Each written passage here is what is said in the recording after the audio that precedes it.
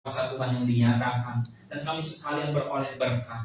Kami yang datang pada saat sore hari ini mungkin dengan berbeban berat, tapi kami percaya ada kelegaan di dalam Engkau yang memberikan kepada kami jalan keluar, dan hikmat Tuhan yang menyertai kami. Terima kasih ya Tuhan. Sepenuh ibadah ini kami serahkan hanya di dalam nama Tuhan Yesus Kristus yang terima berkat Tuhan. Sama-sama katakan amin. Shalom.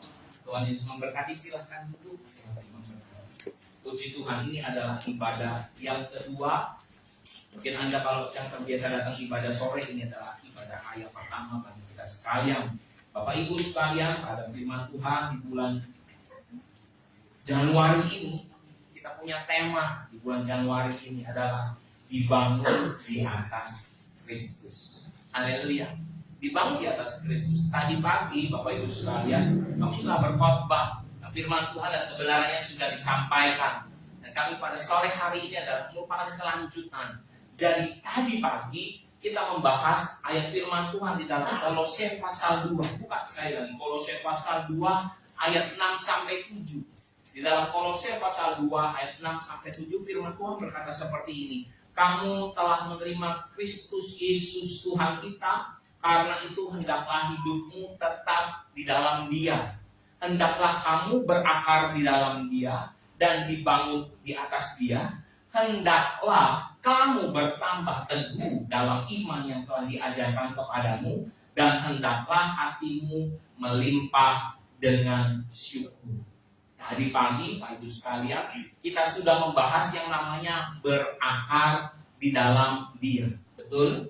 Kita sudah diajar tentang yang namanya berakar. Tidak boleh yang palsu, harus asli. Karena apa? Anda harus bertumbuh, berbuah lebat di dalam Tuhan. Yang palsu itu tidak baik, Tuhan tidak suka. Dan kita juga belajar namanya dibangun di atas Dia. Kita bicara tentang yang namanya dibangun bukan hanya sekedar 1-2 hari, tetapi ini adalah makan proses. Dua-duanya pun makan proses. Berakar tidak cepat, tidak ekspres. Dibangun pun tidak cepat, tidak ekspres. Tetapi ketahuilah, kalau Tuhan yang merancang bangunan itu, Tuhan pasti tahu. Dan Tuhan menginginkan apa? Kita menggali pondasi kita dalam. Lukas 6 ayat 47-49 yang tadi pagi kita baca. Firman Tuhan berkata seperti ini. Ketika Anda gali dalam, setelah Anda dengar kebenaran dan Anda melakukannya, maka Anda akan melakukan yang namanya apa? Menggali dalam, seperti orang yang menggali dalam-dalam. Dan firman Tuhan bilang seperti ini, diletakkan dasar itu di atas batu. Dan hebatnya Pak Ibu sekalian, walau Anda sungguh-sungguh melekat sama Tuhan, walaupun Anda pelayan Tuhan, ataupun Anda yang sekedar jemaat biasa, ini firman Tuhan berkata, semua itu akan datang yang namanya masa di mana air dan banjir itu datang. Anda nggak bisa tolak itu. Pendeta hebat sekalipun, hamba Tuhan besar sekalipun, dia bisa yang masuk yang namanya masa pergumulannya. Betul Pak Ibu? Di sini ada yang bebas, nggak ngalamin yang namanya beban berat hidup, aman aja nggak ya mungkin bisa. Tapi Pak, apa iya? Pasti ada yang namanya sesekali Anda masuk di dalam sekolah kehidupan kita masing-masing. Tuhan mau ajar sesuatu, tapi Tuhan nggak bermaksud mencoba untuk menjatuhkan Anda, supaya Anda ambruk, supaya Anda jatuh, supaya Anda kalah. Nggak pernah dalam berpikirnya. Tuhan mau supaya Anda selalu kuat, teguh di dalam Dia. Nah, pada sore hari ini Pak Ibu sekalian, tadi kita sudah belajar namanya berakar di dalam Tuhan, dibangun di atas Dia, kita bertambah lagi. Dan pada sore hari ini firman Tuhan bilang begini, hendaklah kamu bertambah teguh dalam iman yang diajarkan kepadamu, dan apa? Dan hendaklah hatimu melimpah dengan syukur. Pada sore hari ini Anda juga dapat 2 porsi yang sama. Tapi Pak Ibu, saya mau katakan seperti ini. Kalau Anda kata Anda mau cari yang 2 awal tadi, Anda harus nonton live streamingnya di Facebook, live-nya GBI Mangga Besar. Di situ Anda dengar baik-baik, Anda simak baik-baik. Karena apa? Karena kalau tadi pagi kita langsung bahas 4-4-nya, gak keburu waktunya. Karena pada sore hari ini pun saya percaya, ketika Anda dengar firman Tuhan, ingat, direnungkan. Nanti pulang, renungkan firman Tuhan. Jangan bilang apa? Langsung kenyang, besok Senin nggak usah baca Alkitab, terus Anda gali firman Tuhan, Anda harus punya kerinduan untuk senantiasa mengasihi Tuhan. Mari kita masuk ke dalam yang namanya bertambah teguh dalam iman. Mengapa Pak Ibu Tuhan Yesus meminta kita semakin bertambah teguh?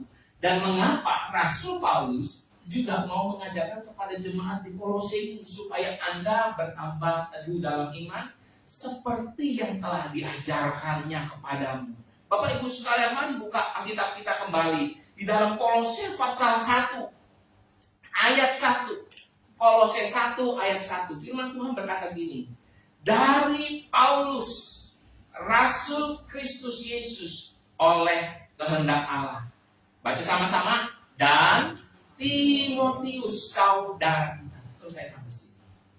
Bapak Ibu yang kekasih di dalam Tuhan, jadi bertambah teguh itu ketika Paulus mengajarkan, Paulus juga bersama dengan Timotius. Timotius ini adalah siapa? Rohaninya daripada Rasul Paulus. Ketika Anda baca Timotius bisa jadi seperti ini bukan tiba-tiba Rasul Paulus memetik di tengah jalan Timotius sudah jadi imannya hebat, imannya kuat. Tetapi ada peran daripada siapa? Orang tuanya, dari neneknya, dari ibunya. Ini adalah buah hasil iman. Karena apa Pak Ibu sekalian? Di tengah-tengah dunia yang pada waktu itu memang bergejolak, penuh dengan namanya pengajaran-pengajaran yang lainnya, penuh dengan hal-hal yang membuat bimbang. Tetapi ada seorang tokoh muda yang bernama Timotius yang ditambahkan imannya, yang sudah mengenal daripada Tuhan. Ketika dia mulai beranjak dewasa dan pertumbuhan rohani yang ada, di situ Rasul Paulus melihat bahwa orang ini berpotensi. Jadi Bapak Ibu sekalian, bertambah teguh itu bukan hanya sekedar sampai di sini dan tidak bertambah-tambah lagi, tetapi bertambah teguh itu apa? Selalu ditambahkan. Sehari demi sehari ditambah. Pak Bu, di sini ada nggak saya tanya yang pernah tahu orang fitness? Pasti tahu ya. Kalau ngangkat beban, boleh nggak tiba-tiba berat dulu? Bisa ada? Kayaknya nggak ada ya. Mungkin yang baru pertama kali nge-gym kali, langsung pengen ngangkatnya 40 kilo, langsung tangannya berurat semua, berotot, langsung jadi keluar, langsung start. Kurang lebih kayak gitu. Tapi kalau diajarin pasti perlahan. Dan kita nggak bisa ngangkat seenaknya aja. Pasti ada caranya. Kurang lebih mungkin seperti ini. Tangannya ini nggak boleh langsung diangkat semua, karena ini nggak mau, kamu kalau mau bentuk otot ini kamu mesti begini. Diajarin Pak Ibu sekalian. Tapi Pak Bu, semuanya itu apa? Bertahap. Pasti bertahap. Nggak mungkin hari ini langsung diajar beban, langsung berat, langsung capek, langsung keluar, langsung tiba-tiba habis itu Anda pergi makan sepuasnya, seenak-enaknya. Nggak bisa juga. Tetapi saya meyakini kok, kalau diajar pasti bertahap. Pak, Ibu, ini bertambah teguh dalam iman. Saya pun yakin Tuhan nggak mau supaya iman kita tiba-tiba meroket terus, langsung naik ke atas. Memang kelihatannya bagus, tetapi kalau jatuh kembali itu tak baik. Tapi seolah-olah Anda berjalan melihat yang namanya kebaikan demi kebaikan. Ada yang namanya jalan-jalan berliku, tetapi Anda masih bersama Tuhan. Saya yakin Pak Ibu sekalian, walaupun jalan yang berliku, berpinggir mungkin menurun ataupun menanjak sekalipun, tapi kalau bersama Tuhan, setiap hari pasti Anda akan bertambah teguh dalam iman. Amin. Anda akan bertambah teguh dan mengasihi Tuhan dengan sungguh-sungguh. Apa yang Alkitab katakan?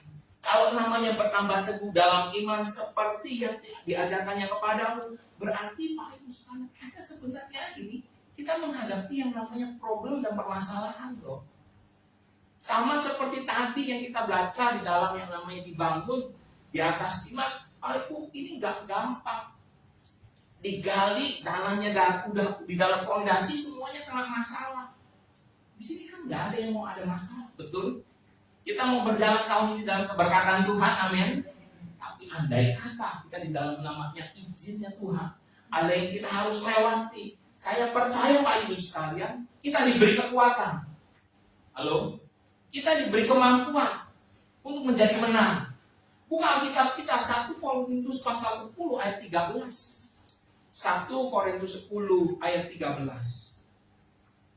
Firman Tuhan berkata seperti ini, baca sama-sama. Pencobaan-pencobaan yang kamu alami ialah pencobaan-pencobaan biasa. Benarkah ini pencobaan-pencobaan biasa? Sering kali kita bilang, Tuhan bebannya berat. Tuhan ini gak lazim. Tuhan ini saya gak mampu. Tetapi Tuhan sudah bilang seperti ini.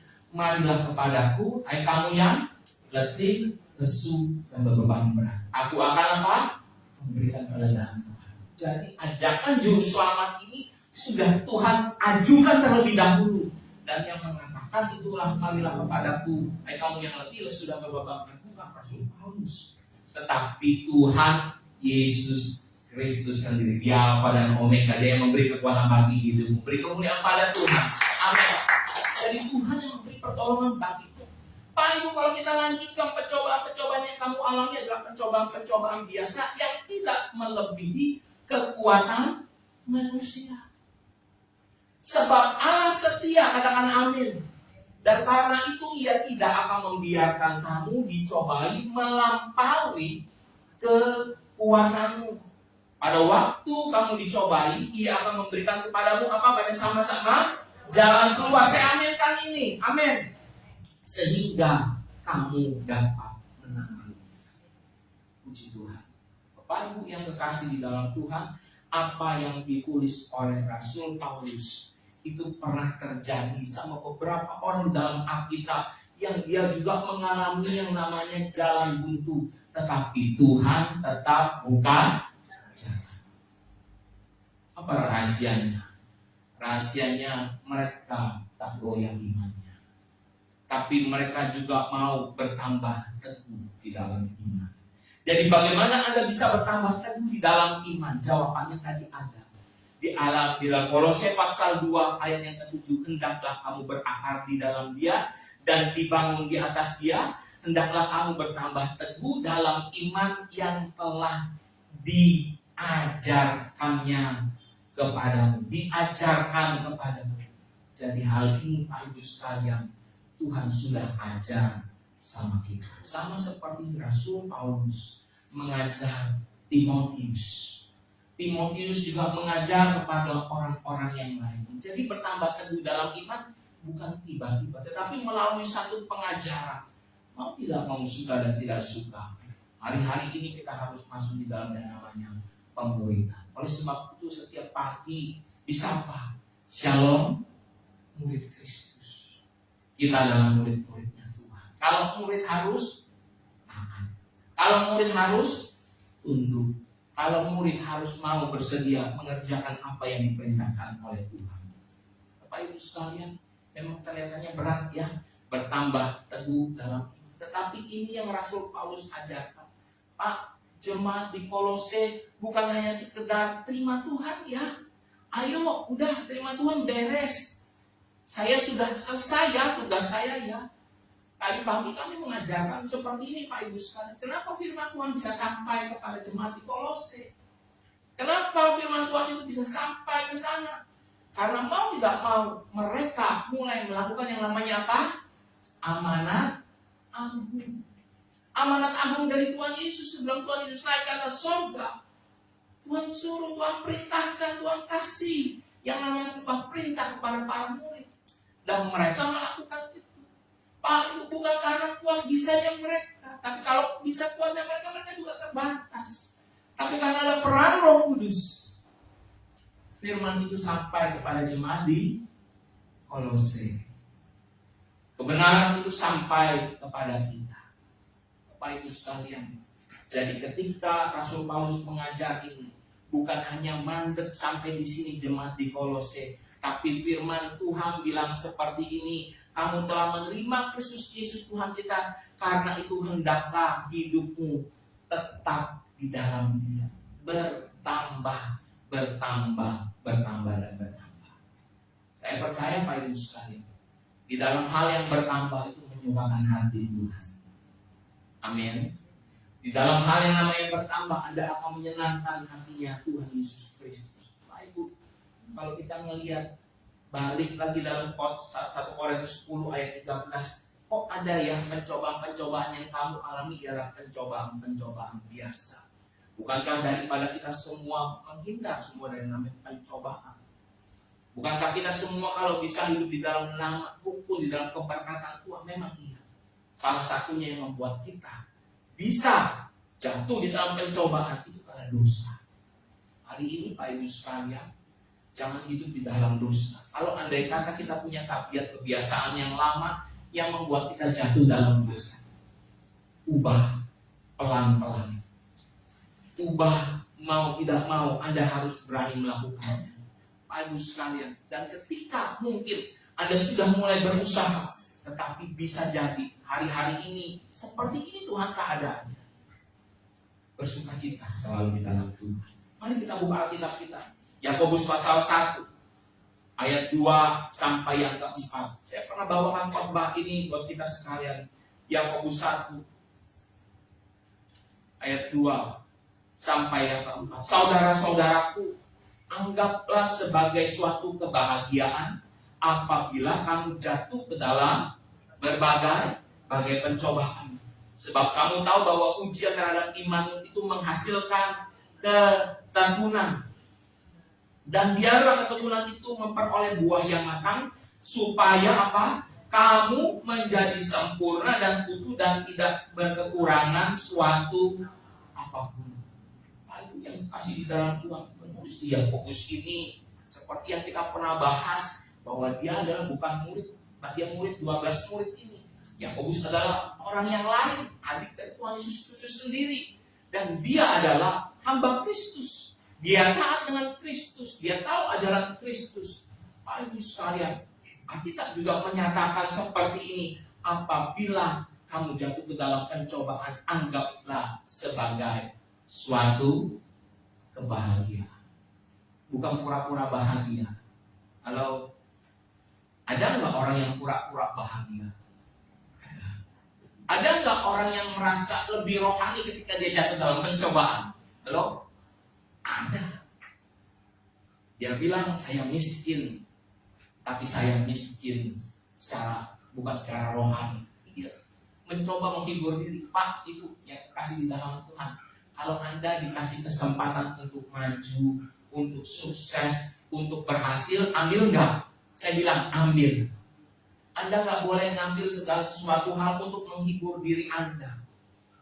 Oh puji Tuhan, saya nggak bisa bahasa Inggris. Bahasa Inggris saya belepotan. Saya syukur kalau saya bisa bahasa Inggris, saya bakal nyanyi lagu-lagu sekuler. Lah enggak Pak Ibu.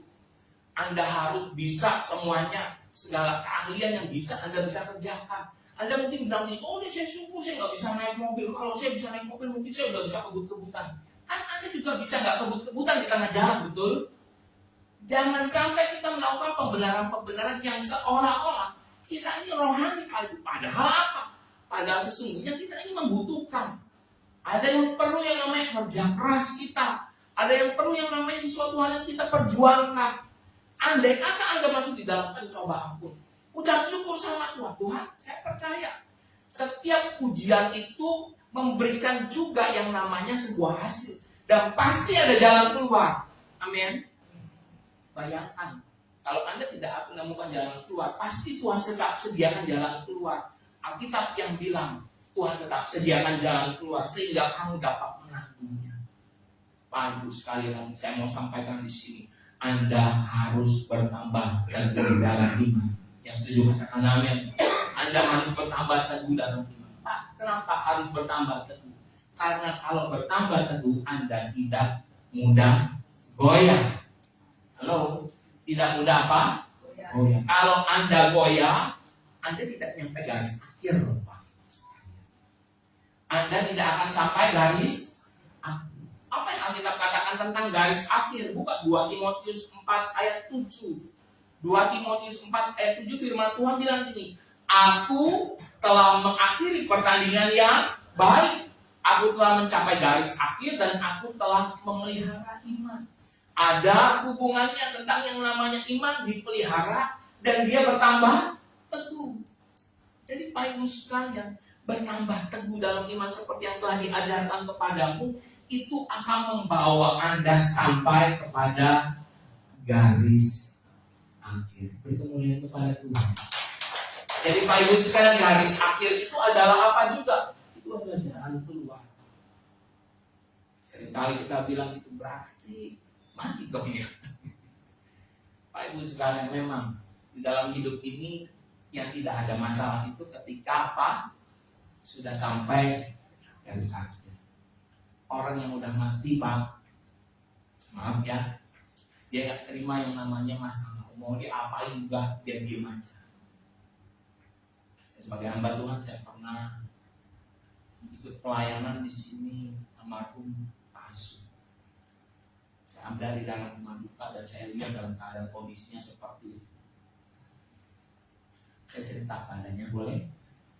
Ketika beliau ada di rumah, di ruang jenazah, sebenarnya mau langsung ditutup, mau dikubur langsung. Tapi saya bilang, Pak, dimandiin dulu aja, diberesin. Gak ada keluarganya, dia sebatang kara. Kita gereja, kita udah urunan, kita bilang, dirapikan. Diganti bajunya, dirapikan semuanya. Kasih sepatu, walaupun sepatu baru, tapi sepatu warna hitam, kasih celana yang bagus, kasih baju yang bagus. Kita kuburkan secara layak. Dia nggak komplain.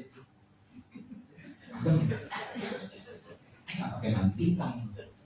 Ada memang bantingan.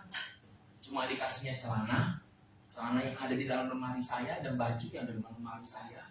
Dan saya ambil sepatu yang ada di dalam rak sepatunya saya kasih.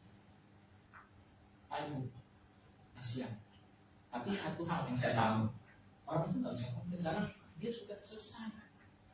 Betul? Kita yang hidup yang ada masalah. Jadi Pak Ibu sekalian, ketika adalah kedukaan, ibulah orang yang masih hidup. Karena orang yang masih hidup itu yang akan berjuang dalam melanjutkan kehidupan. Yang sudah selesai, Pak. Anda mau bilang mungkin itu di pinggirnya, mukanya bagus ya, dia senyumnya ya itu. Ya karena dia senyum ya, bukan berarti dia nggak ada masalah. Tapi dia sudah menyelesaikan masalah. Pak, yang penting begini, selesaikan sampai garis akhir kita. Setuju? Dan firman Tuhan bilang ini, aku telah memelihara iman. Dalam 2 Timotius.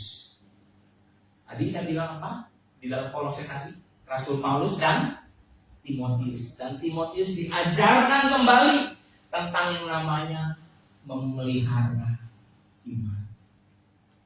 Saya percaya perkataan Rasul Paulus di dalam Kolose dan perkataan Rasul Paulus di dalam 2 Timotius ada yang namanya benarnya.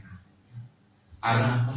Perkataan itu timbulnya bukan dari logikanya Rasul Paulus, tetapi dari Tuhan Yesus. Semua tulisan diilhamkan oleh kuasa firman. Amin. Pak Ibu, begini yang dikasih oleh Tuhan. Ketika di dalam namanya pencobaan Anda bertambah teguh dalam imani, ya pasti ada yang namanya intimidasi. Pasti. Anda mau bertambah teguh, tapi pasti ada yang namanya intimidasi dari kuasa kegelapan. Karena Pak, iblis mau menggoncang iman kita. Dia senang nggak Anda bertumbuh? Enggak. Dia senang nggak Anda tepok-tepok tangan di gereja? Dia bilang, kalau cuma tepok-tepok tangan, gua tenang deh. Tapi kalau Anda mulai menyembah Tuhan sungguh-sungguh berkomitmen, itu yang bikin Anda jadi pusing.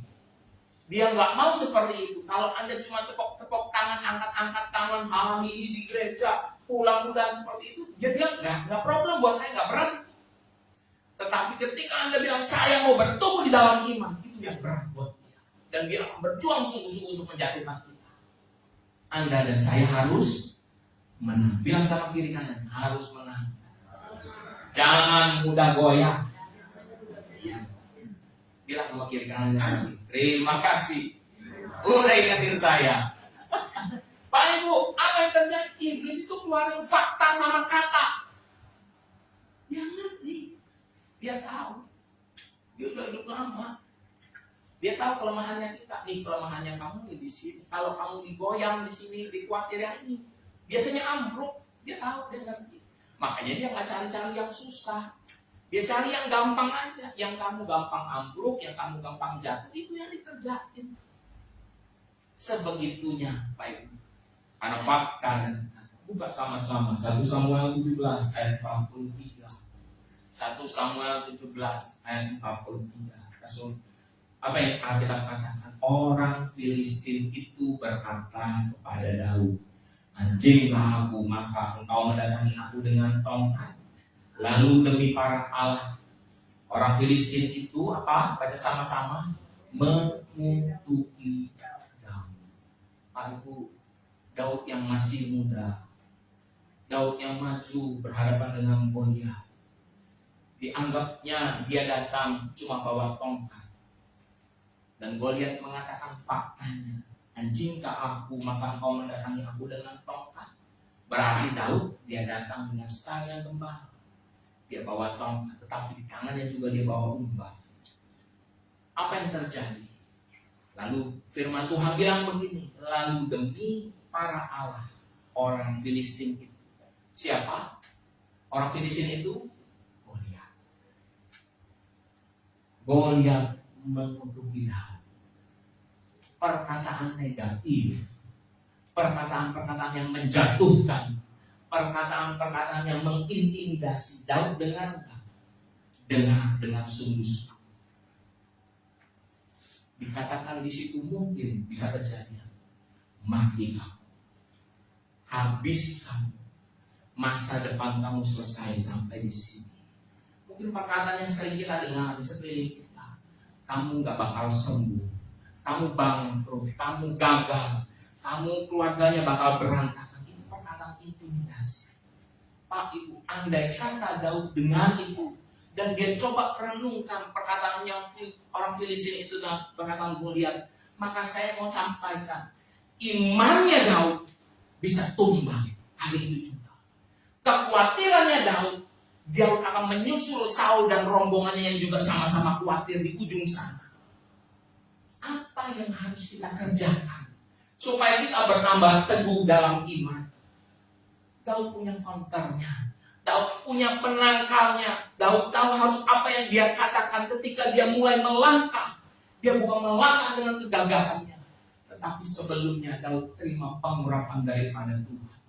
Samuel sendiri yang mengurapi Daud, dan Tuhan sendiri yang menginginkan Daud supaya apa? Meneruskan yang namanya kerajaan Israel.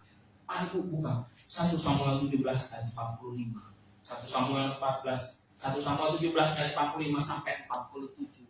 Dan mari kita baca. Tetapi baca sama-sama. Daud berkata kepada orang Filistin, engkau mendatangi aku dengan pedang dan tombak dan lembing, tetapi aku mendatangi engkau dengan nama Tuhan semesta alam, Allah segala bangsa Israel yang kau tangkap. Ayat 46. Hari ini juga Tuhan akan menyerahkan engkau ke dalam tanganku. Aku akan mengalahkan engkau dan memenggal kepalamu dari tubuhmu. Hari ini juga memberikan mayatmu dan mayat antara orang Filistin kepada burung-burung di udara dan kepada binatang-binatang liar, supaya seluruh bumi tahu bahwa Israel mempunyai Allah. Baca ayat 4 selanjutnya. Dan supaya, perhatikan, dan supaya segenap jemaah ini tahu bahwa Tuhan menyelamatkan bukan dengan pedang dan bukan dengan lembing, sebab di tangan Tuhanlah pertempuran, dan Ia pun menyerahkan kamu ke dalam tangan kami. Ini iman yang besar, Pak Ibu sekalian. Fakta boleh ada, kata boleh ada, dikutuk, perkataan kutuk itu lempar. Hari ini setiap perkataan iblis, setiap perkataan intimidasi, engkau bisa dengar, tapi jangan kau simpan di dalam hatimu. Perkataan firman Tuhan hari ini juga, supaya jemaah tahu bahwa Tuhan menyelamatkan bukan dengan pedang dan bukan dengan lembing, tetapi dengan caranya Tuhan berkarya atas hidup kita sekarang. Beri kemuliaan pada Tuhan. Jadi Pak Ibu sekalian, Anda tidak boleh semakin imanmu itu tak teguh, tetapi saya berdoa dari tempat ini, iman kita teguh di dalam Tuhan. Amin. Semakin teguh. Apa yang diajarkan kepada jemaat di Kolose? Bertambah teguh imanmu seperti yang diajarkan. Saya percaya Pak, kalau imanmu bertambah teguh, engkau makin kuat menghadapi pencobaan itu. Engkau bilang ini, pasti ada jalan keluarnya. Pasti Tuhan sudah sedia. Dan saya berdoa dari tempat ini, yang sakit Tuhan sembuhkan. Amin. Yang dalam beban permasalahan ada jalan keluar. Tuhan sudah menyediakan jalan keluar bagi kita. Tuhan sudah menyediakan jalan keluar. Mungkin ada masalah perekonomian, ada masalah yang namanya hal yang tidak yang membebani hidup kita, masa depannya nggak jelas. Tuhan kuserahkan kepada Tuhan. Hari ini aku percaya kalau aku boleh melangkah di dalam kebaikan dan anugerah Tuhan. Pasti Tuhan. Poin yang terakhir adalah melimpah dengan syukur. Kalau kita baca di dalam Kolose pasal 2 ayat 7, dan hendaklah hatimu melimpah dengan puji Tuhan. Di sini siapa yang hatinya selalu melimpah dengan syukur? Amin. Baik adanya maupun tidak baik adanya. Mungkin cuma makan nasi sama lauk yang seadanya, masih ucap syukur Pak Ibu? Masih ucap syukur. Masih ucap syukur. Apapun yang Anda terima, ucap syukur sama Tuhan. Pak, jika semuanya baik-baik saja, jika semuanya berkelimpahan, maka hal yang biasa ini Anda mengucap syukur ini kayaknya gampang, Pak. Benar-benar gampang. Benar nggak? Kalau semuanya oke, ada kulkas Anda penuh, semuanya sehat, keluarga rukun, ya. Nanti ketika Anda nanti kumpul tanggal 16 Februari ya. Imlek 16 Februari ya? 18 ya, 18 Februari udah kumpul. Pokoknya ada kumpul lah nanti Februari dah ya. Ada kumpul. Ada seperti itu, cerita ini sukses. Wah, Anda senang pasti semuanya. Tapi kalau nanti cerita yang ini beban, ini mana pusing ya? Sama-sama pusing ya, kita bawa pusing ya bang.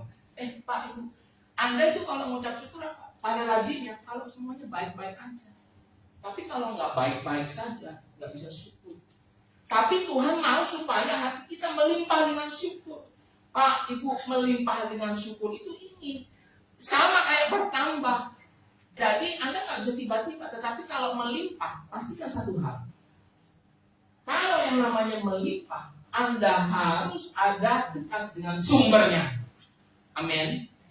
Karena bagaimana mungkin dikatakan melimpah kalau jauh daripada sumber.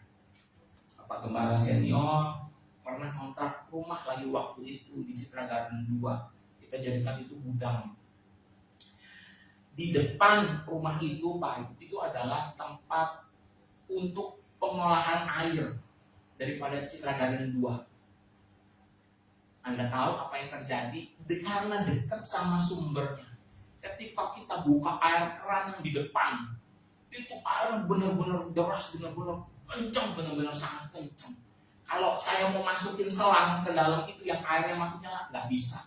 Jadi airnya mesti dimatiin dulu, baru selangnya bisa dipasang. Benar-benar dekat dengan sumber. Karena hanya di depannya saja. Jadi dipisah sama kali, hanya depannya saja. Benar-benar. Tapi kalau mau sampai di sana, airnya sudah mulai melemah. Nggak sederas seperti ini. Memang benar. Kalau Anda harus mau melimpah, Anda harus dekat dengan sumbernya. Hari ini pertanyaannya, apakah Anda dekat dengan sumbernya? Saya mau pastikan Anda harus dekat dengan sumbernya. Tuhan Yesus Kristus. Amin. Supaya hatimu melimpah dengan syukur. Pak, itu perjalanannya Rasul Paulus nggak gampang. Perjalanannya Rasul Paulus, kenapa dia bilang hendaklah hatimu melimpah dengan syukur? Dia ngalamin yang namanya perjuangan, Pak Ibu sekalian. Perjuangan di dalam segala sesuatunya. Saya mencari, Pak Ibu sekalian, di sini ada kurang lebih dari 13 suratnya Rasul Paulus. 9-nya dari 13, 9-nya itu dimulai dengan diawali dengan ucapan syukur. Anda bisa melihat di sini. Saya sesuaikan ya, Roma 8, 1 ayat 8, Anda bisa foto barang dia. 1 Korintus 1 ayat 4, 2 Korintus 1 ayat 3, betul, Efesus 1 ayat 16, Filipi 1 ayat 3, Kolose 1 ayat 3, 1 Tesalonika 1 ayat 2, 2 Tesalonika 1 ayat 3, Filemon 1 ayat 4. Itu sekalian. Ini semuanya dimulai dengan ucapan syukur dan diawali dengan ucapan syukur. Pak Ibu sekalian, ini bukan perjalanan yang mudah buat dia. Ini bukan suatu perjalanan yang gampang buat Rasul Paulus. Oh, dia datang ke tempat ini diterima. Dia enak di Korintus, enak. Di Efesus enak. Ya, ada orang yang terima dia, nanggung dia. Pokoknya Pak, nggak usah takut deh. Datang ke sini, makan kenyang. Pelayanan aja, Bapak pikirin pelayanan. Pokoknya semua udah gampang deh. Kita yang enggak, Pak Ibu. Dia juga masih kerja. Supaya apa? Menangani apa? Hidupnya dia, pelayanan dia, supaya apa? Semuanya bisa berjalan. Ketika Anda baca Pak Ibu sekalian di dalam Tuhan, mari buka sama-sama 2 Korintus 11 ayat 24 sampai 28. Buka 2 Korintus 11 ayat 24 sampai 28. Saya akan bacakan bagi Bapak Ibu sekalian. Di sini dulu ya, 2 Korintus 4. 2 Korintus 11, maaf. 2 Korintus 11 ayat 24 sampai 28. Firman Tuhan bilang gini, 5 kali aku disesat orang Yahudi. Setiap kali 40 kurang 1 pukulan. 3 kali aku didera. 1 kali aku dilempari dengan batu. 3 kali mengalami kalam kapal. Sehari semalam aku terkatung-katung di tengah laut. Dalam perjalanan aku sering diancam bahaya banjir dan bahaya penyamut. Bahaya dari pihak orang-orang Yahudi dan dari pihak orang-orang bukan Yahudi. Bahaya di kota, bahaya di padang gurun, bahaya di tengah laut, dan bahaya dari pihak saudara-saudara palsu. Ayat 27, aku banyak jeri lelah dan bekerja berat. Kerap kali aku tidak tidur. Aku lapar dan dahaga. Kerap kali aku berpuasa, kedinginan dan tanpa pakaian. Dan dengan tidak menyebut banyak hal lain lagi. Urusanku sehari-hari yaitu untuk memelihara semua jemaat. Bayangkan Pak Ibu sekalian, kalau hatinya Rasul Paulus tidak dipenuhi dengan ucapan syukur, maka di tengah perjalanan dia disambit batu Pak Ibu sekalian. Berarti enggak? Mungkin kalau hatinya enggak melimpah dengan syukur, dia berhenti. Stop deh sampai di sini. Disambit batu. Yang nyambit batu biasanya apa? Ya rata-rata udah benci, udah mendidih, tapi juga bisa miring Pak Ibu sekalian. Kesel. Mending berhenti bisa. Nggak mau menjalankan bisa. Tetapi kenapa dia melakukan segalanya dengan ucapan syukur? Karena dia tahu. Dia bukan hanya berhenti sampai di sini, tetapi dia harus melanjutkan iman dan perjuangannya. Bapak Ibu yang terkasih dalam Tuhan, ketika kita belajar Rasul Paulus, yang firman Tuhan bilang ini, pencobaan-pencobaan yang kamu alami adalah pencobaan-pencobaan biasa. Kita pernah arah di tengah laut? Nggak pernah, Pak Ibu. Berarti levelnya kata Rasul Paulus apa? Masih biasa. Jadi kalau kita bilang, Tuhan, yang beban sekarang yang saya alami, saya ucap syukur. Mungkin ada hal yang menjadi keberatan bagi saya ucap syukur. Saya melimpah dengan syukur. Saya percaya Tuhan tolong saya. Yang dialami oleh Rasul Paulus apa? Banyak Pak Ibu sekalian, udah malam nggak biasa tidur, kelaparan, kedinginan. Saya percaya kalau pada malam hari ini Anda tidur dengan nyaman masing-masing di rumah Anda sekalian. Betul, Pak Ibu? Betul ya. Tidur paling enak di mana? Di rumah sendiri. Benar deh. Mau di bantal guling dikunyang-kunyang di kepala Anda ya, itu udah enak sendiri. Coba memang berani bantal kepala gini-gini ke muka Anda. Kalau di tempat yang lain, Anda kan masih pikir bersih kan tempatnya. Tapi kalau di tempat sendiri pasti Anda nyaman. Betul. Rasul Paulus dia tidak mengalami ketidaknyamanan, tetapi hatinya melimpah dengan syukur. Kalau kita mau belajar pada sore hari, Tuhan Yesus, terima kasih. Kalau hari ini aku mau ubah sumut-sumut yang ada di dalam hatiku dengan melimpah dengan syukur. Ini yang diajari sama Rasul Paulus. Ini yang Rasul Paulus bilang, ayo, bukan hanya sekedar diam, tetapi Anda juga harus semakin bertumbuh. Karena apa, Bapak Ibu sekalian? Anda adalah di dalam Kristus. Tetap hidup di dalam Dia. Puji Tuhan. Mari pemusik maju ke depan. Saya mau ajak kita sekalian nyanyi terima kasih Yesus. Terima kasih Tuhan buat hari yang Kau beri. Yang tadi pagi kita nyanyikan sama-sama. Puji Tuhan. Dan saya minta juga para petugas perjamuan kudus bisa bersiap-siap. Kita layani.